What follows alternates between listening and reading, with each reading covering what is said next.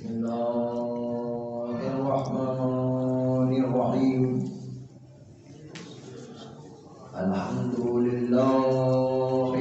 رب العالمين والصلاة والسلام على أشرف الأنبياء والمرسلين وآله الطيبين الطاهرين المعصومين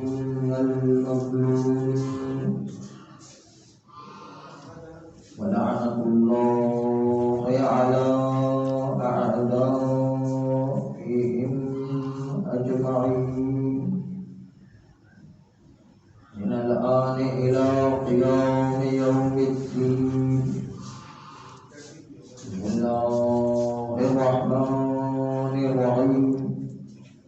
تلك الأيام نداولها بين الناس وقال الباقر عليه الصلاة والسلام يا جابر أيكتفي من انتهى التشيع أن يقول بحبنا أهل البيت صلوات اللهم صل على محمد وآل محمد. أيضا محترم بزرگان عزیز، آپ سب کو ولادت تصاعد امام محمد باقر علیہ السلام مبارک. صل على محمد وآل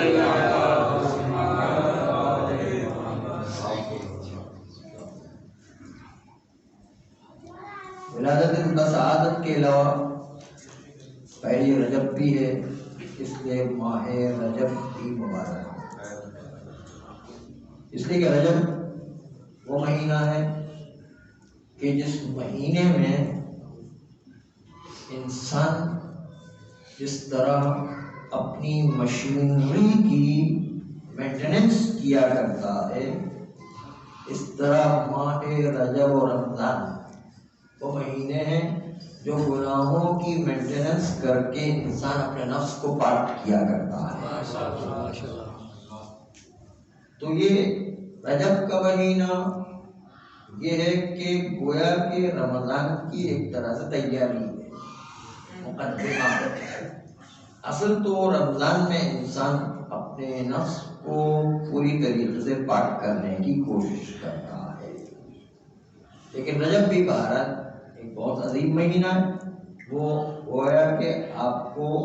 رواں کرنے کے لیے، ماہ رمضان کے لیے رواں ہو جائیں، اس کی تیاری کرنے کے لیے رجب کے مہینے میں پریکٹس کرنی چاہیے.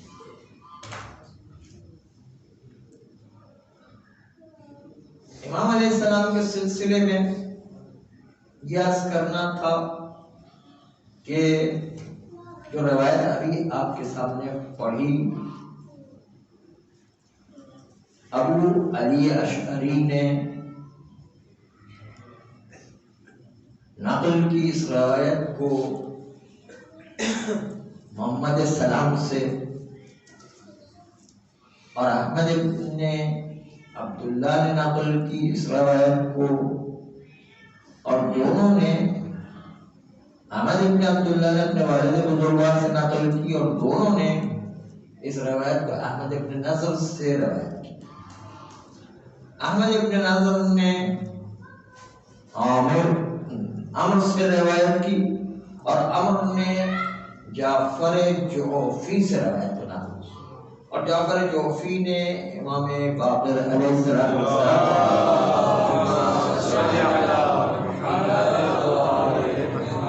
اصول کافی جلد دوم کی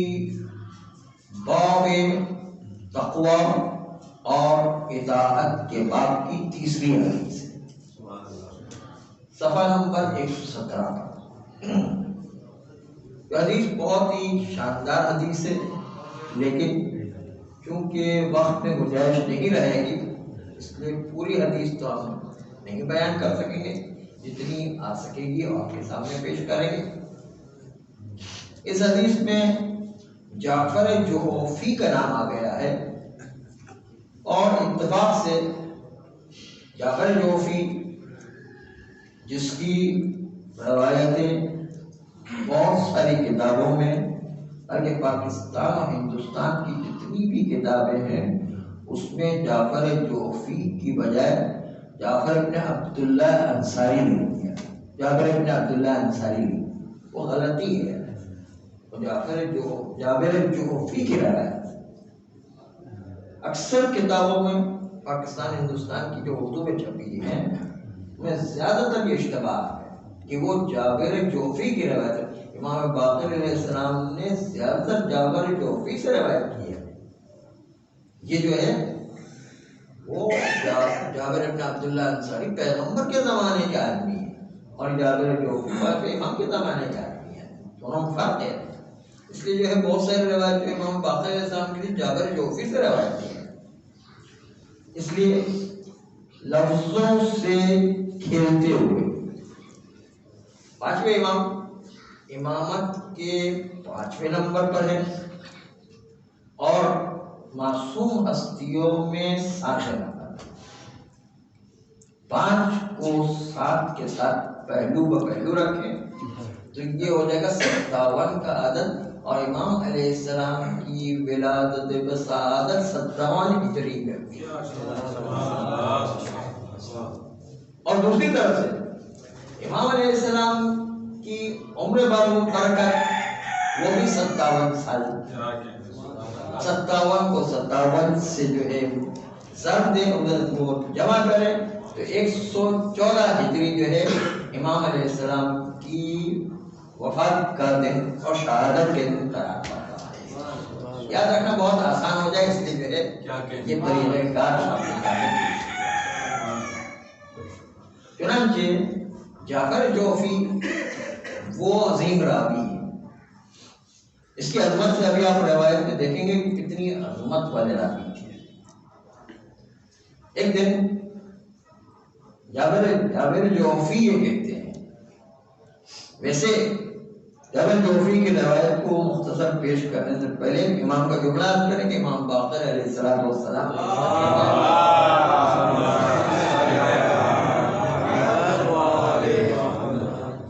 کہ اگر آپ کو اپنی جسمانی صحت چاہیے تو گھر کے نظام کو صحیح رکھو، خاص طور پر عورتوں کو راضی رکھو، اور خاص طور پر بیوی کو راضی رکھو۔ اور اس کے لیے نمونہ خود امام علیہ السلام نے پیش کیا ہے۔ جس طرح بیویوں کو کہا گیا کہ شوہروں کو راضی رکھیں اور شوہر کی خواہش کو پورا کریں اور اس کے لیے ہمیشہ تیار رہیں، اسی طریقے سے عورتوں کو بھی جو ہے یہ حکم ہے کہ شوہر بھی عورت کی ہر جائز خواہش پوری کرنے کی کوشش کرے۔ یہ دونوں طرف جو ہے معاملہ ہو تاکہ گھر جو ہے وہ بڑے سکون و امن کے ساتھ چل سکے۔ اب جو ہے اس روایت کو آپ جو ہے جابر جوفی کی روایت ہے۔ ایک دن جابر جوفی کہتے ہیں کہ میں امام محمد باقر علیہ السلام کے پاس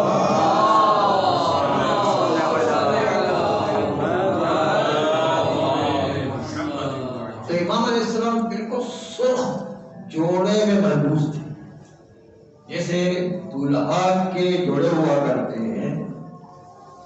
ہمارے یہاں تو دلہن کے لائے جوڑے ہوتے ہیں، یورپ میں سفید رنگ کے ہوا کرتے ہیں، لیکن بالکل یہ جو امام علیہ السلام بالکل دلہا کے جوڑے میں بیٹھے ہوئے۔ میں کہا مولا آپ اتنے سوبر انسان، اتنے سنجیدہ، اتنا رتبہ رکھنے کے باوجود آپ کے پاس امامت کا رتبہ، آپ ایسا بالکل شوق قسم کا لباس پہن کر بیٹھے ہوئے ہیں۔ تو امام علیہ السلام نے کہا یہ میری خواہش نہیں،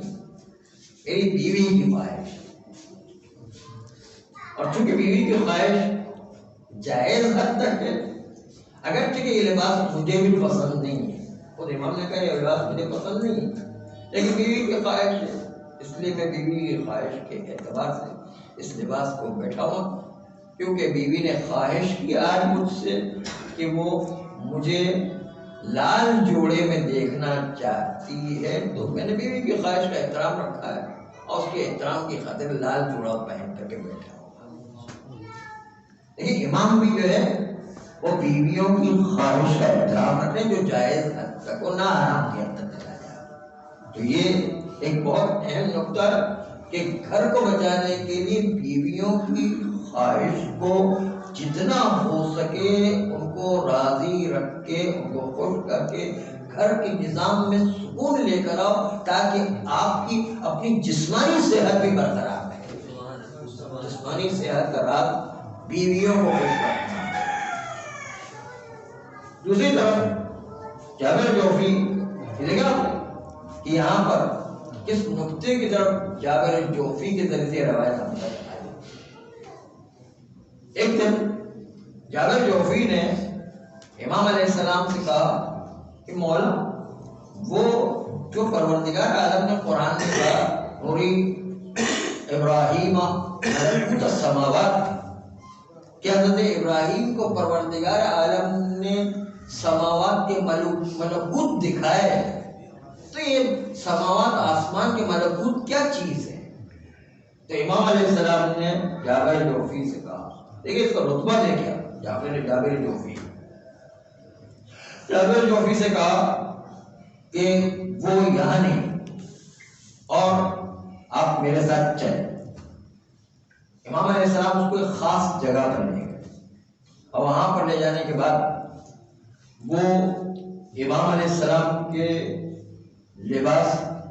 امام علیہ السلام اپنا لباس وہاں جا کر کے بدلتے ہیں اور اس جابر سے بھی کہتے ہیں کہ اپنا لباس بدل. گویا کہ دوسرے الفاظ میں جس طرح اسپیس میں جانے والے لوگ ایک لباس پہنا کرتے ایسٹرونامر، اس طریقے سے امام علیہ السلام نے بھی ایسا ہی لباس پہنا جو اسپیس میں جاتے ہیں، ایسا لباس پہنا. اور جابر جوفی سے کہا کیا آنکھیں بند کرو. چنانچہ میں نے دیکھا کہ چھت پھٹی اور ہم لوگ آسمان میں اڑ رہے ہیں، آسمان میں تیر رہے ہیں. امام علیہ السلام نے کہا آنکھیں بند کرو. میں نے آنکھیں بند کر. تھوڑی دیر کے بعد کہا اچھا آنکھیں کھولو. ہم نے دیکھا چاروں طرف اندھیرا ہی اندھیرا ہے. ہم لوگ بلیک ہول میں داخل ہو گئے. سب سیاہ سرنگ میں جو بلیک ہول ہے، جو آج کل کی تھیوری نکلی بلیک ہول کی، اس بلیک ہول میں داخل ہو. بلیک ہول میں داخل ہونے کے بعد امام علیہ السلام نے جابر جوفی سے کہا کہ اگر یہاں کا پانی پی لیا تو تم کبھی مر نہیں سکتے، ہمیشہ کی زندگی ہوگی اگر یہاں کا پانی. اس لیے کہ بلیک ہول کی تھیوری ہر چیز وہاں جا کے زیرو ہو جاتی ہے، اور زیرو ہونے کا مطلب اس کے اندر کبھی کوئی تبدیلی واقع ہے، تبدیلی نہ ہونے کا مطلب اس کے اندر کبھی موت ہی نہیں آئے گی، حیات ہمیشہ کی ہو جائے گی. امام علیہ السلام نے کہا کہ یہاں کا پانی پی لیا تو ہمیشہ کی زندگی مل جائے گی. اور پھر تھوڑی دیر بعد امام علیہ السلام نے کہا اچھا اب جو ہے پھر دوبارہ آنکھیں بند کرو. میں نے آنکھیں بند کی. پہلے تو ہم بلیک ہول میں گھومتے رہے، اس سرنگ میں وہ چلتے رہے پورے گیلیکسی میں چلتے رہے، بلیک ہول کی گیلیکسی میں. اور اس کے بعد امام علیہ السلام نے مجھے کہا کہ آنکھیں بند کرو. آنکھیں بند کرنے کے بعد ایک مرتبہ مجھے بس کہاں آسمانوں کو سیر کرے پتہ چلا میں کوئی دوسری گیلیکسی میں پہنچ گیا ہوں. اور دوسری گیلیکسی میں پہنچنے کے بعد میں حیران پریشان تھا، بالکل اجالا تھا. اور جو ہے پھر جو ہے کہا آنکھ بند کرو. پھر جو ہے امام علیہ السلام ایک اور گیلیکسی پہ لے گئے. پھر کہا آنکھیں بند کرو. پھر ایک اور گیلیکسی پہ لے گئے. پھر جو آنکھیں بند کرو. اس طرح کہتے ہیں کہ 11 مقامات کی جابر جوفی کو امام علیہ السلام نے آسمانوں کی سیر کرائی. اور آنے کے بعد کا حضرت ابراہیم کو پروردگار عالم ان 11 ملکوت کی سیر کرائی. نعرہ حیدری. 11 ملکوت کی امام علیہ السلام نے سیر کرائی، آسمانوں کی سیر کرائی. اور پھر جو ہے واپس آنے کے بعد جو جملے گئے وہ بھی بڑے اہم قیمتی. واپس آنے کے بعد امام علیہ السلام نے جابر جوفی سے کہا کہ دیکھو یہ واقعات کسی کو بیان نہیں کرتا، اس لیے کہ ہر ایک کی دل کی طاقت اتنی نہیں ہوتی کہ وہ واقعے کو برداشت کر سکے، وہ سمجھ نہیں سکتا ہے. اور جو ہے حتیٰ اپنی بیوی کو بھی یہ واقعہ بیان نہیں کرنا، بیوی کا نام خاص طور پر لے گا، بیوی کو بھی یہ واقعہ نہیں بیان، ایسا نہ ہو بیوی حیران ہو جائے کہ کیا ہو رہا ہے کہ میرا شوہر آسمانوں میں گھوم کے آ گئے، معراج کی طرح کر کے آ گئے، بیوی کو بھی نہیں بتانا، یہ واقعہ جو ہے ہر ایک کو بتانے والا نہیں۔ اور پھر امام علیہ السلام نے ایک کتاب جابر جوفی کو دی اور کہا کہ کتاب اس کی روایت تمہارے لیے، اور دیکھو جب تک کہ بنو امیہ کی حکومت چل رہی ہے تب تک یہ روایت، ان میں جو کتابوں کے اندر جو روایت ہے کسی ایک کو بھی بیان نہیں کرنا بنو امیہ کی حکومت ہے۔ اگر تم نے اس میں سے کسی ایک روایت کو بیان کر دیا تو میری اور میرے سارے بزرگوں کی لعنت تم پر ہے۔ سچی روایت ہے، فضائل اہل بیت کی روایت ہے، لیکن ہر ایک کو بتانے والی نہیں ہوتی ہے، ہر چیز ہر ایک کو نہیں بتائی جاتی ہے۔ اس سے معلوم امام علیہ السلام نے خاص طور پر کہا کہ جس کی فکری استعداد اتنی نہیں ہے ان کے سامنے ہمارے فضائل بھی بیان نہ کرو۔ وہ پلٹ کر کے اگر کہتے کہ یہ امام علیہ السلام نے جو تم بتا رہے ہو یہ تو امام علیہ السلام کر ہی نہیں سکتے، اس سے اس نے ہمیں نہیں جھٹلایا بلکہ جو ہے اس کے نتیجے کے اندر اس کی فکری استعداد نہ ہونے کے نتیجے میں اس نے ہمیں جھٹلایا، گویا کہ جھٹلانے کا سبب وہ شخص بن گیا جس نے اس کے سامنے بیان کیا۔ اس لیے ایسے لوگوں کے سامنے ہماری فضائل کی روایت بھی بیان کی، اس میں دونوں طرف کے پہلو، اتنے فضائل اہل بیت کے ہیں کہ ہمارے سامنے آ جائے تو ہم حیران و پریشان ہو جائیں کہ کیسے فضائل ذکر کیے گئے۔ اس لیے ہر قسم کے فضائل بیان کیے جانا یہ کوئی قباحت نہیں ہے، فضائل بہت اہل بیت کے، لیکن اس کو خدا کی حد تک نہ پہنچا دیا جائے، خدا کی حد تک نہ پہنچائے، اور جو ہے کائنات کا رب جو ہے اماموں کو نہ بنا دیا جائے، یہ جو ہے اس حد تک نہیں ہے۔ وہ سارے فضائل اہل بیت علیہ السلام کے ہوتے، تو ایک طرح سے فضائل اتنے کہ جو سنانے کے قابل ہیں انہی لوگوں کو سناؤ، ہر ایک کو نہ سناؤ، وہ برداشت نہیں کر سکے گا۔ اس لیے جو بڑے فضائل بیان کرتا ہے تو ہر ایک کو غالی بھی نہیں قرار دیا جائے، ایسے فضائل ہیں، ہر ایک کوئی غالی نہیں ہوتا، ہر ایک کو نصیری نہیں ہوا کرتا، ہر ایک کو جو مفوضہ نہیں ہوا کرتا، وہ فضائل ہیں، فضائل ہیں ایسے۔ تو دوسری طرف سے اگر کوئی خدا کے برابر یا خدا سے اوپر جو ہے اہل بیت علیہ السلام کو قرار دیتا تو یہ جو ہے سب سے بڑی خرابی جو ہے ائمہ اہل بیت کے سلسلے میں پیدا کرا اور ہمارے عقیدے کے اندر تفرقہ پیدا کر رہا۔ تو خدا کے برابر قرار دینا، تو رب کے برابر قرار دینا، پوری کائنات کے نظام اس کے سپرد کر رہا ہے۔ تو دونوں باتوں کو بیلنس کرنے کی ضرورت ہے کہ خدا یا اس سے بڑھ کر جو اہل بیت کو نہ قرار دیتے، باقی اس سے نیچے جتنے فضائل ہیں وہ اہل بیت کی شان میں آ سکتے ہیں، اس لیے ان کو غالی نہیں کہا جا سکتا، ایسے فضائل اہم ہیں۔ خاص طور پر جابر جوفی سے جو روایت ہے وہ فضائل اہل بیت میں سب سے زیادہ روایتیں امام باقر علیہ السلام نے جابر جوفی کو بیان کی اور کہا کہ چھپا کے رکھا، بنو امیہ تک یہ روایت نہیں پہنچاؤ اور سیرت میں خطرہ پہنچ جائے گا، میں بتاؤں کیا خطرہ پہنچ گیا ہے۔ اس کے نتیجے میں جابر جوفی اس کو ایک کتاب دی، کہا کہ یہ اس کتاب سے بنو امیہ کی حکومت جب تک ہے یہ روایت جو ہے کسی کے سامنے پیش نہیں کرنا۔ پھر اس کے بعد ایک اور کتاب امام علیہ السلام نے کہا یہ کتاب میں تمہیں دے رہا ہوں لیکن قیامت تک اس میں سے کسی ایک روایت کو کسی کے سامنے پیش نہیں کرنا کیونکہ کوئی برداشت نہیں کر سکتا، صرف تمہاری شخصیت کو دیکھ کر تمہیں بتا دیا۔ اتنے فضائل ہیں، اتنے عجیب و غریب فضائل ہیں، اب تمہارے علاوہ کوئی یہ برداشت نہیں کر سکتا، اس لیے جو ہے قیامت تک اس روایت کو بیان نہ کرنا جو دوسری کتاب میں ملتی ہے۔ فضائل ایسے جو ہے جابر جوفی کو دیے گئے تھے اور اس کے نتیجے کے اندر جابر جوفی جو ہے وہ جب اتنے فضائل بھر گئے، اتنے فضائل ویسے ہی دیکھ چکے تھے اور جو ہے دو کتابیں اور پھر جو ہے پورے اسپیس کو دورہ کر کے آئے، 11 آسمانوں کا دورہ کر کے آ گئے، 11 جو ہے گلیکسیز کے جو دورہ کر کے آ گئے، بلیک ہول کو دیکھ کر آ گئے، تو کہنے لگے مولا میرا سینہ پھٹا جا رہا ہے آپ کے فضائل کو بیان کرنے میں کیا کروں کہاں جاؤں کس کو بیان کروں اگر بیوی کو نہیں بیان کرنے کو منع کر دوں تو میں کس کو بیان کروں کس کو بیان کروں تو مولانا نے کہا اچھا جاؤ وہ ڈیزرٹ میں چلے جاؤ ریگستان میں چلے جاؤ وہاں پر گڑھا کھودو گڑھا کھودنے کے بعد اس کے اندر اپنا منہ ڈالو منہ ڈالنے کے بعد سارا جو راز وہاں پر جا کے بولو اور پھر جو ہے گڑھے کو ڈھانک بھی دو اس کو اتنے فضائل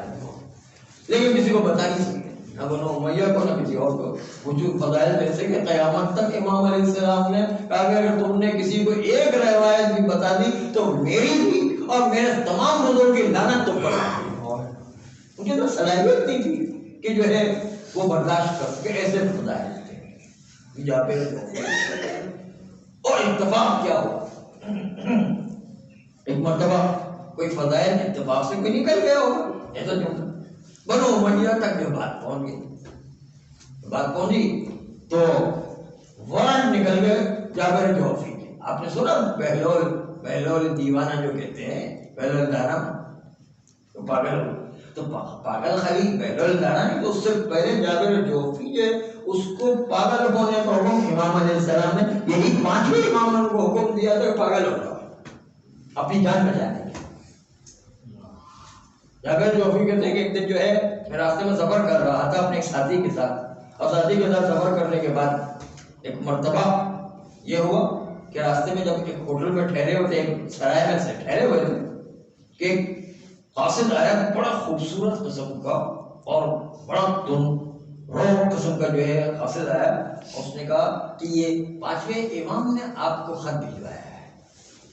میں نے کہا کہ میں تو ابھی چند ہی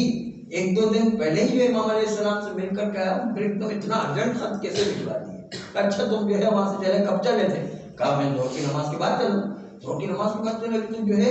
یہ 10 منٹ ہوئے 10 منٹ میں جو ہے آپ یہاں کیسے پہنچ گئے تم کون ہو کہا میں جن ہوں ایک دم سے کہا میں جن ہوں ہاں جن جو ہے آیا ہوا تھا اس نے کہا کہ میں جو ہے 5ویں امام کے پاس جاتا ہوں اور میں بار بار جو ہے امام علیہ السلام سے کہتے ہیں مولا آپ مجھ سے کچھ خدمت تو لے لیجیے کتنی دفعہ جو ہے آپ سے عرض کیا کہ میں اتنا جو ہے دل چاہتا کہ 24 گھنٹے آپ کی خدمت میں رہوں آپ مجھ سے کچھ خدمت تو لے لیجیے ایک مرتبہ آج جب میں گیا ایک مرتبہ امام علیہ السلام نے خط دیا اور کہا کہ جو ہے میرے ساتھی جو ہے جابر جوفی تک یہ خط پہنچا دو تو میں جو ہے جنہوں میں 8 منٹ میں یہ خط آپ تک لے کر کے آ گیا 8 منٹ میں یہ خط لے کر آ گیا وہ ایک شہر سے دوسرے شہر کے خط لے کر آ گیا اور جنہوں کی جو شکل بتائی وہ جاٹ قسم کے لوگ جاٹ قسم کے لوگ اگر آپ پنجاب میں دیکھتے ہو تو بالکل ان کی شکل اور یہ شکل جو جاٹ قسم کی شکل جو بتائی جنہوں کی وہ صرف اسی جابر جوفی نے نہیں بتائی بلکہ جو ہے ابن مسعود نے بھی یہی شکل جب جو ہے ابن مسعود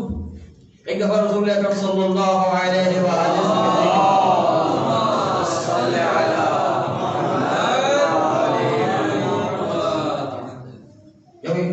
پیغمبر سے ملنے کے لیے ابن مسعود بہت بڑے بزرگ صحابی ہیں ابن مسعود گئے انہوں نے دیکھا کہ جاٹ قسم کے لوگ نکل رہے ہیں پیغمبر اسلام کے پاس سے اور بالکل اجنبی قسم کے لوگ ہیں میں حیران پریشان تھا ایک مرتبہ جو ہے میں نے جا کے پیغمبر اسلام سے پوچھا کہ کون لوگ تھے یہ تو بالکل اجنبی قسم کے بڑے عجیب و غریب شکل کے لوگ تھے کہا کہ یہ جو ہے جنوں کے کا آپس میں جھگڑا ہو گیا تھا وہ سلجھانے کے لیے میرے پاس آئے تھے اور میں نے ان کا جھگڑا سلجھا دیا اب جو ہے وہ اپنا جھگڑا سلجھانے کے بعد جو ہے میرے پاس سے جا رہے ہیں ان کی شکل ابن مسعود کے دن وہی تھی جو پنجاب کے جاٹ لوگوں کی شکل ہے اسی طریقے کی شکل ابن مسعود نے بھی وہی کہا اور جابر جوفی نے بھی یہی کہا کہ ان کی شکل ایسی ہوا ہے جو پنجابی جاٹ ہم لوگ جٹ کہتے ہیں وہ لوگ جاٹ کہتے ہیں ہمارے جو بھی ہے تو اس قسم کی جو شکل ہوا کرے تو وہ جابر جوفی جو ہے ان کے پاس خط ایک مرتبہ روایت میں ہے کہ جزیر خط پڑا جابر جوفی کے چہرے کا رنگ بدل گیا اور کہا کہ چلو واپس کوفہ چلتے ہیں اپنے شہر میں اپنے ساتھی کو لے کر کوفہ پہنچ گئے کوفہ کے رہنے جابر جوفی کوفہ کے رہنے والے تو اور اپنے شہر میں پہنچ گئے پہنچنے کے بعد جو ہے میں نے اس کو ساتھی کہتے کہ میں نے جو ہے جابر جوفی کو اپنے گھر پر چھوڑا اور میں اپنے گھر پر آ گیا۔ دوسرے دن میں جب جابر جوفی سے ملنے کے لیے گیا تو میں نے دیکھا کہ صبح صبح جابر جوفی نے جو ہے ایک لکڑی عصا اٹھایا ہوا ہے اور وہ اپنے پیروں کے درمیان رکھا ہوا ہے، بچوں کو جمع کیا، ہر ایک کے ساتھ جو ہے ہنسی مذاق کرے، کوئی امامہ پہنا ہوا نہیں، بہت بڑے عالم تھے وہ، آج کے سستانی جیسے ایسے عالم تھے وہ۔ اس کے بعد امامہ نہیں، بچوں کے درمیان کھیل کود رہے، پاگل ہو جائے جیسے حرکت، منہ چڑھا رہے، کبھی ادھر سے ادھر بھاگ رہے، کبھی جو ہے ایک گلی سے دوسری گلی سے تیسری گلی میں اس طرح بھاگ رہے، اور درمیان میں جو ہے ایک لکڑی رکھی ہوئی، کہتا ہے چل میرے گھوڑے، چل میرے گھوڑے، شاید وہ بیلوں نے دانا میں آپ نے دیکھا ہو۔ تو پہلے جو پاگل بنایا ہمارا وہ جابر جوفی ہے، پہلا یہ جو ہے پاگل بنایا، اس کے بعد بیلوں نے دانا دوسرے نمبر پر بنایا۔ بیلوں دانا میں پھر بھی کچھ نہ کچھ جو ہے انتقال ہے، لیکن جابر جوفی تو بالکل پکا پکا ہے، اور سب سے پہلا جو پاگل بننے والا جابر جوفی تھا، اس لیے کہ اس خط میں لکھا تھا امام علیہ السلام کہ بنو امیہ نے طے کر لیا ہے کہ تمہیں قتل کر دیا جائے، تمہارا حکم جاری ہونے والا، جلد از جلد تم اپنے آپ کو پاگل بنا کے پیش کرو۔ امام علیہ السلام کو وہ جلدی سے جو ہے وہ جن کو بھیجا کہ جلدی سے خبر دو تاکہ جو ہے وہ اپنی تیاری کر لیں۔ چنانچہ جو ہے جابر جوفی فوراً جو اپنے شہر کو پلٹ گیا۔ کس وجہ سے بنو امیہ نے یہ جو ہے وارنٹ جاری کر دیا اور جو ہے جابر جوفی کو قتل کرنے کا، اس لیے کہ وہ امام علیہ السلام کے فضائل اتنے زیادہ بیان کرتے، اتنے زیادہ بیان کرتے کہ بنو امیہ سے برداشت ہی نہیں ہو پایا، اس لیے ان کے جو ہے قتل کا فتویٰ دے دیا۔ دیکھا ابھی تو بیان نہیں کیا تھا تو یہ ہو گیا کہ بیان کرتے تو کیا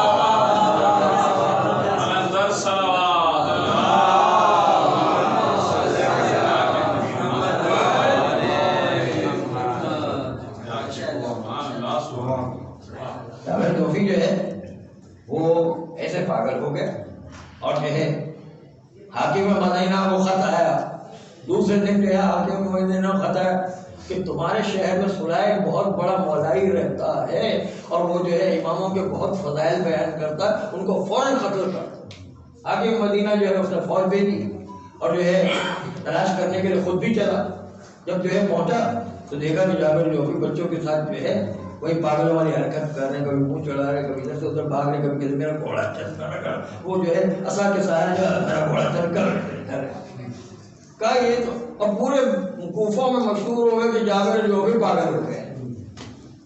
اب پاگل کو کون جو ہے وہ پکڑے اور جو ہے پاگل کو جو ہے کہاں گرفتار کرے؟ ارے وہ تو اور جو ہے بدنامی کا سبب بنے گا، کیونکہ جو ہے فرض کریں ایک مثال پیش کر رہے ہیں، ہم جو ہے ممبر سے اترے اور ممبر سے اترنے کے بعد ایک صاحب جو ہمارے ساتھ لگ گئے، کہا آپ نے کیا تقریر کی ہے، کیا کہا، سبحان اللہ، آج تک میں نے ایسی تقریر کی اور نئے مواد پیش کیا، وہ چلتے رہے۔ کچھ دور جانے کے بعد جب پیش ہوا، دور جانے کے بعد ایک صاحب کرنے لگے یہ درد، اب ہم نے کہا یہ کرائے کر فیتری سے ایسی جو ہے کیوں مدد کر رہے ہیں؟ اب اس کی کیا گواہی نہیں ہے، اس کو کیا پوچھے جو پاگل ہی ہے، پاگل میں کیا بھروسہ ہوا، پاگل کا لطیفہ بھی سنا ہوگا۔ ایک آدمی سے جو کہا بیوی نے کہ بھائی میں مر جاؤں گی تو پھر تم کیا کرو گے؟ کہا کہ میں تو پاگل ہو جاؤں۔ کہا پاگل ہو جاؤں صحیح ہے لیکن شادی کرو گے دوسرے یا نہیں کرو گے؟ کہا پاگل کا کیا بھروسہ ہو، تو بھی کر سکتے ہیں۔